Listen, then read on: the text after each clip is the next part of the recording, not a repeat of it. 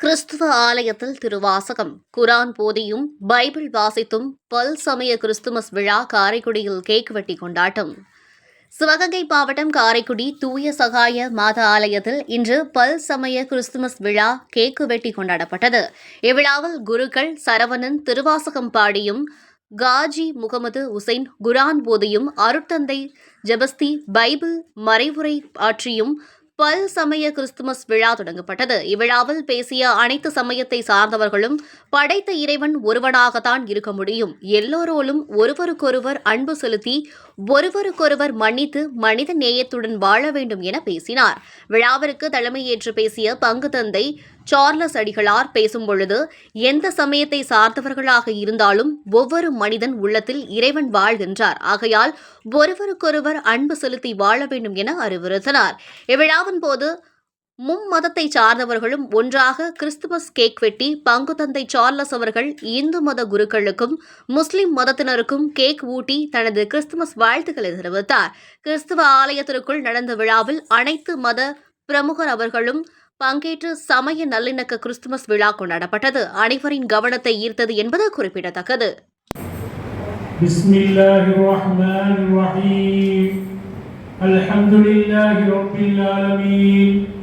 الرحمن الرحيم مالك يوم الدين إياك نعبد وإياك نستعين اهدنا الصراط المستقيم صراط الذين أنعمت عليهم غير المغضوب عليهم ولا الضالين.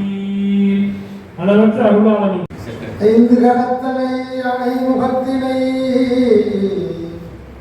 ஐந்து கரத்தனை அணை முகத்தினை இந்தின் இழந்திரை போடும் ஈற்றனை நந்தி மகந்தனை ஞானக் கொழுந்தினை நந்தி மகந்தனை ஞானக் கொழுந்தினை குந்தியில் வைத்து அடி போற்றுகின்றேனே குந்தியில் வைத்து அடி போற்றுகின்றேனே திருவாக்கும் சிகரமும் கைகூட்டும் செஞ்சொல் பெருவாக்கும் வீடும் பெருக்கும் உருவாக்கும் ஆதலால் வானோரும் ஆடை முகத்தானை காதடா கூப்புவர் தங்கை சிவாதிச்சிக்கும்பலம்.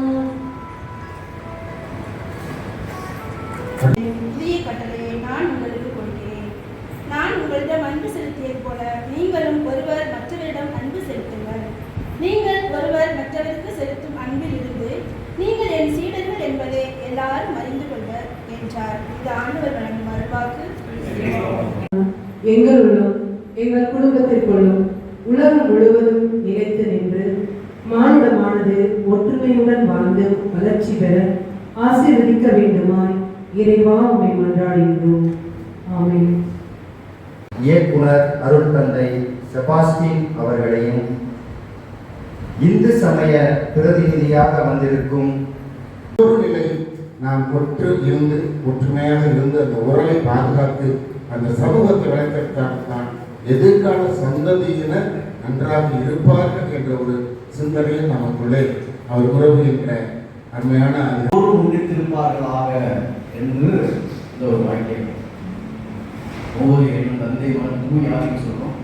நாம் முன்னிட்டிருப்பது போல எல்லோரும் முன்னிட்டிருப்பார்களா, ஒற்றுமையாக சமத்துவமாக வாழ வேண்டும் என்பதுதான் எல்லா மத கோட்பாடாக இருக்கிறது. இங்கே கூறியிருக்கிற நாம் கூட அதுதான் நினைக்கிறோம். சூழ்ச்சியிலே சுவரமைத்து சுயநலத்தால் கோட்டை கட்டி சுடர்விட்டு எரிகின்ற நீதிரனை தூக்கி எரிந்துவிட்டு சாட்சிகள் வேண்டாம் சகலமும் நான் என்று சதிராடும் அதிகார வீரர்கள் உலகம் இந்த மண்ணிலே இந்த தாய் திருநாட்டிலே இன்றும் இருந்து கொண்டிருக்கிறார்கள்.